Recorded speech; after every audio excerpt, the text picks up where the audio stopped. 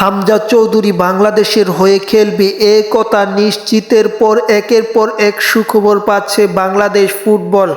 এই হামজা চৌধুরী আসার খবরের সাথে সাথেই এমএ আজিজ স্টেডিয়াম পেয়েছে বাফুফে 10 বছরের জন্য। তারপরে আরেকটি সুখবর মিলছে, হামজার মতো ইংল্যান্ডের আরেক প্রবাসী ফুটবলারকে বাংলাদেশে আনতেও পারে, বা তাকে আনলে বাংলাদেশ দলটা আরও শক্তিশালী হবে। তিনি হয়তো আপনারা তার নাম এখন পর্যন্ত শুনেননি বা শুনলেও খুব অল্প।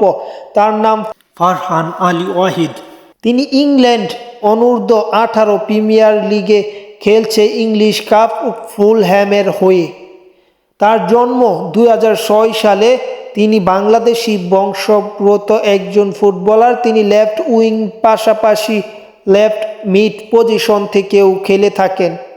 তার শুরুটা হয়েছিল চেলসির একাডেমি থেকে, পরে 2009 সালে ফুলহ্যামে যোগ দেন তিনি।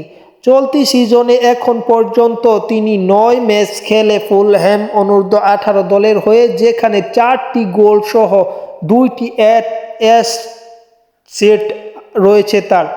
উল্লেখ্য, ইংল্যান্ড অনূর্ধ্ব-15 জাতীয় দলেও তিনি খেলেছেন এবং তাকে যদি বাফুফে আনতে পারে তাহলে বাংলাদেশের ফুটবলে আরেকটা সুখবর পাবে দেশবাসী। কিন্তু এখানেও আরেকটি বিষয় আছে, তিনি আসতে রাজি হবে কিনা তা এখন পর্যন্ত নিশ্চিত হওয়া যাচ্ছে না, কারণ তার বয়স এখনো 18-র কম। সে হিসেবে তিনি ইংল্যান্ড জাতীয় দলে খেলার জন্য অনেক চেষ্টা করবে। সেই হিসেবে যদি তাকে আনা যায় তাহলে দেশের ফুটবল আরও এগিয়ে যাবে।